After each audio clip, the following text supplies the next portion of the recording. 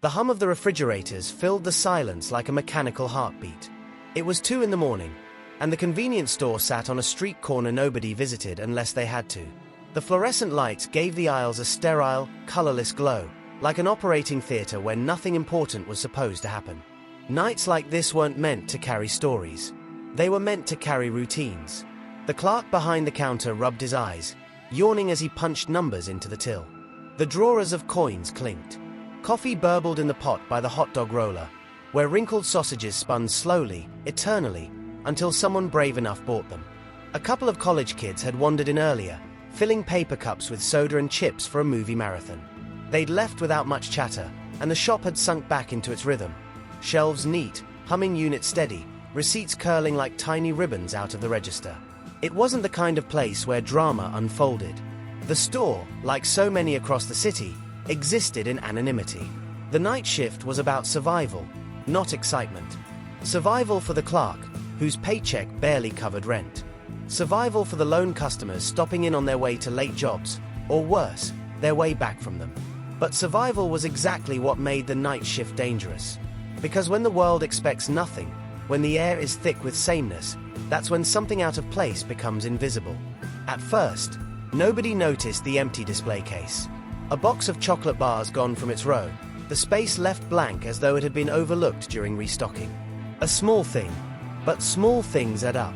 And in a store where the rhythm depended on repetition, the absence of just one bar broke the pattern. The clerk leaned against the counter, sipping weak coffee, unaware of how the missing goods would spiral into a story far larger than the value of a snack. The store was one small cog in the machine of the city's sleepless economy, but cogs can be turned by unseen hands. And in the deep of night, there were hands at work no camera was built to catch. The security guard noticed before anyone else did. He sat in the booth at the back of the store, eyes tired but still scanning the grainy monitors. Most nights the footage showed nothing but bored customers, people yawning their way through aisles, the occasional drunk fumbling with change. But tonight, the guard saw hesitation. On one monitor, a man in a stained jacket lingered too long by the candy aisle. His hand hovered, not with the lazy indecision of a customer choosing between flavors, but with calculation. The guard had seen that kind of body language before, the stiffness of someone trying to look casual. He decided not to wait. Leaving the booth, his boots heavy on the tiled floor, the guard cut through the aisles. He rounded the corner just as the man slipped something into his jacket. The bulge in the pocket was obvious. "Hey!" the guard barked. His voice was steady, carrying authority sharpened by repetition. "Empty your pockets." The man froze, then tried to play innocent. "What? I was just..." "Empty them. Now." The jacket crackled as the man shifted. His eyes darted, calculating distance, exit, angles. The guard moved closer, squaring his shoulders, forcing the decision, comply or resist. But as the confrontation played out in real time, the monitors told a second story. In the corner of the frame, another man slipped through the back exit. Quick, efficient, like he belonged in the shadows. By the time anyone checked the footage again, he would be gone. 2 men, one caught, one vanished. The interrogation room smelled faintly of bleach. The walls were pale gray, the table metal, the chairs uncomfortable enough to keep a man restless. The suspect sat slouched, his jacket crumpled beside him. His shaved head glistened with sweat under the harsh overhead light. Across from him, the investigator placed a wall calendar on the table. It had been pulled from the break room of a night shift warehouse. The squares were filled with scrawled notes, shift changes, initials, time circled in red ink. The investigator tapped the calendar. Funny thing, every time there's a missing shipment or a theft, it lines up with one of these shifts. You want to tell me why that is? The man said nothing, staring at the scratched tabletop. See, people steal when they can. They're sloppy. They don't think about patterns. But this, the investigator jabbed the paper with his finger. This is clockwork. That tells me there's a plan. Still silence. You weren't working alone. That much we know. The suspect shifted, his leg bouncing, his lips pressed into a thin line. Finally, he muttered, "I don't know what you're talking about." The investigator leaned back, almost amused. "You don't have to tell me. Your schedule already did." The man's eyes flickered. For a second, the name of his partner hovered on his tongue. But he swallowed it down, teeth grinding. He would protect the one who had escaped, at least for now. While one man sweated under the fluorescent glare of interrogation, the other moved carefully through the city. He knew the heat was rising, knew his partner had been caught. That only made him more cautious. He didn't vanish. He adapted. From a darkened apartment, he sat at a chipped wooden table, a burner phone glowing in his hands. Anonymous message boards lit up with offers and coded messages. The night economy was a vast marketplace of desperation. People needed cash. He needed bodies. He recruited with precision.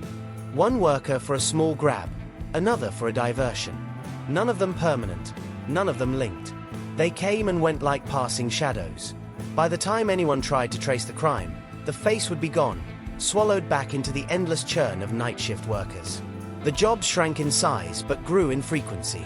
A box here, a drawer there.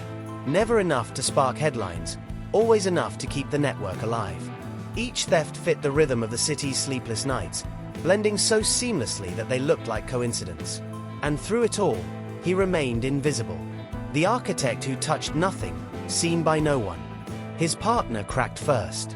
Sitting in custody, weary from hours of silence, the man leaned forward and began to talk. Names, places, drop points. He described alleys where goods were stashed, storage sheds behind restaurants, routes that skirted security cameras. The police listened eagerly. They sent teams to stake out the locations, crouching in vans, peering through binoculars, waiting for the architect to appear. But he never did. Instead, they saw new faces. Workers in reflective jackets hauling crates, janitors sweeping, clerks on smoke breaks. Each looked ordinary, part of the endless sea of night labor. None of them matched the wanted man. The police grew frustrated. The network was like water, squeeze one end, and it flowed to another. Every drop point turned cold, every lead dissolved into anonymity. The partner in custody had given them something, but not enough. The architect had already adapted. The break came from within. One night guard volunteered for undercover work. He was the kind of man who could blend in, unnoticed, his face unremarkable, his patience honed by years of monotony. He joined the network quietly, picking up odd shifts, carrying boxes, following instructions delivered in whispers. He never asked questions, never pushed too hard. He let the current carry him. Weeks passed before he saw anything unusual. Instructions arrived through burner phones or slips of paper left in lockers. The architect remained faceless. But then one night, in a dim parking lot, the guard spotted something. A van rolled in with its headlights off. The guard watched from the shadows, heart thudding. On the bumper, scratched into the paint, was a crude childhood nickname, one only someone local would understand. Beside it, a half-scraped emblem clung to the metal like a scar. For the first time, the architect's presence felt tangible. He had left something behind. A mistake. A clue. The van was found the next morning, abandoned in an industrial corner of the city. Its plates led nowhere, its seats stripped of anything useful.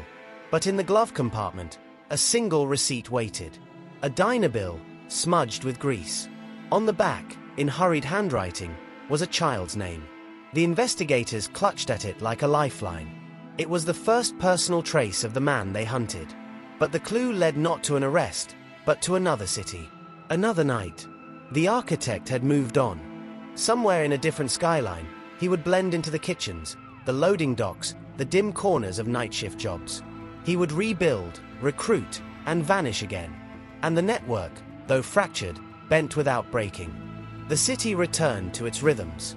Registers clicked, refrigerators buzzed, coffee pots dripped. Clerks counted tills.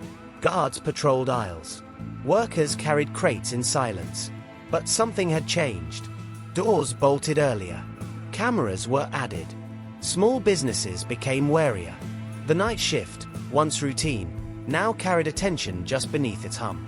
The network had not died. It had shifted, scattered, reconfigured. It would wait until the city forgot, until suspicion dulled.